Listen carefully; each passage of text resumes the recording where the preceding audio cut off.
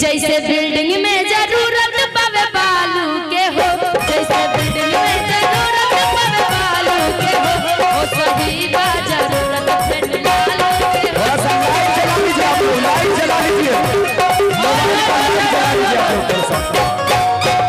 लेकिन जो हमारे लालू जी से प्यार करता होगा, जो आरजेडी से प्यार करता है, जरा अपना फ्लैश लाइट जला लीजिए। जला लीजिए, जिनका मोबाइल का बैटरी अभी बचा हुआ है एक बार जला लीजिए। दिखना चाहिए, हाँ जहाँ जहाँ है आप लोग लगना चाहिए कि भाई हाँ यहाँ पे चांद उतर चुका है, ये सितारे ही सितारे, क्या बात है। और इस लाइट को आप कम कर दीजिए, पूरा पूरा जला लीजिए। हर किसी के हाथ में एक दो फोन तो हमेशा है, यही दिखाना है आप लोगों को, एकता में ही बल होता है। सब लोग दिखा दीजिए पूरा पूरा। और जिनके हाथ में गमछी वो अपना गमछी, जिनके हाथ में फ्लैश लाइट है, फोन है, दिखाते हुए बस कुछ नहीं कहना है, चुपचाप लालटेन छा। कि जैसे बिल्डिंग में जरूरत पवे बालू के हो, जैसे बिल्डिंग में जरूरत पवे बालू के हो, आप जाइए सारे वो सही बा जरूरत फिर लालू के हो, सही बा जरूरत फिर लालू के हो। निशा जी भैया देखिए, हम आरजेडी वाले हैं, हमारे हिम्मत खत्म नहीं हो सकता तो मोबाइल का बैटरी काहे बचा रहे हैं। पूरा जलाइए एक बार, सारे लोग जला दीजिए एक बार, जिनके जिनके पास है मोबाइल जला लीजिए, है ना, ताकि लग जाए कि बस 2024 में हमारे डॉक्टर गौतम कृष्णा सर आ रहे हैं, है ना। स्वागत नहीं कीजिएगा इनका, एक बार जोरदार इनके स्वागत के लिए जला लीजिए सारे लोग, और दिखा दीजिए मोबाइल के माध्यम से। दिवाली का माहौल दिख रहा है एकदम, दिखा दीजिए, पूरा हिंदुस्तान देखेगा कि मधुपुरा की जनता तैयार है। पूरा सारे जनता के हाथ में लालटेन है, चुपचाप लालटेन छा। ए बाबू लालू बिना चालू ही बिहार ना होई, बाबू लालू बिना चालू ही बिहार ना होई, तेजस्वी के बिना सुधार ना होई, ए बाबू लालू बिना चालू ही बिहार ना होई, बाबू लालू बिना चालू ही बिहार ना होई। जैसे बिल्डिंग में जरूरत पवे बालू के हो,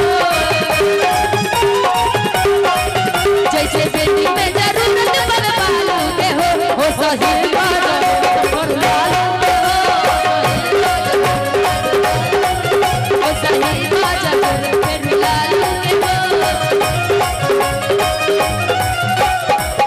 गलत रुई से जैसे सरसों के सगियारा, गलत रुई से जैसे सरसों के सगियारा, अकेला दहिया जैसे बुआरा के अकेला, अकेला दहिया जैसे बुआरा के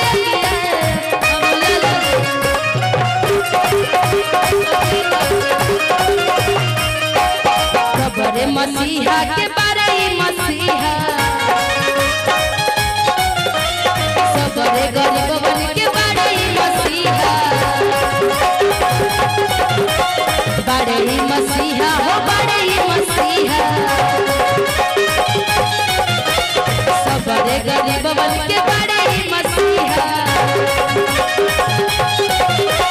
बारे मसीहा जी बारे मसीहा। जैसे सब्जी में जरूरत पवे आलू के हो,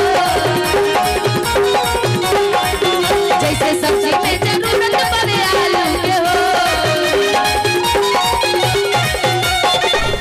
एक बार चिल्लाइए तो, वाह कि ओ सही बा जरूरत फिर लालू के हो। निशा जी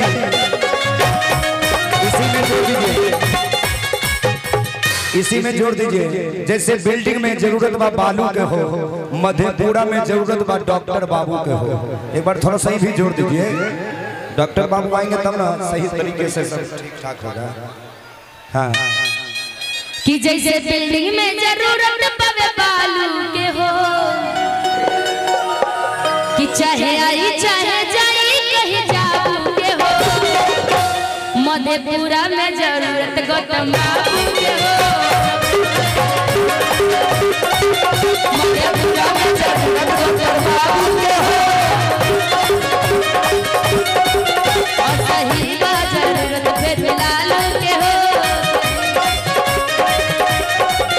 और सही बा जरूरत भेलाल के हो,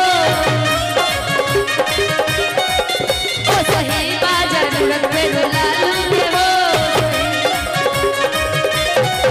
और सही बा जरूरत भेलाल के हो, सही बा जरूरत भेलाल के हो, और सही बा जरूरत भेलाल के हो।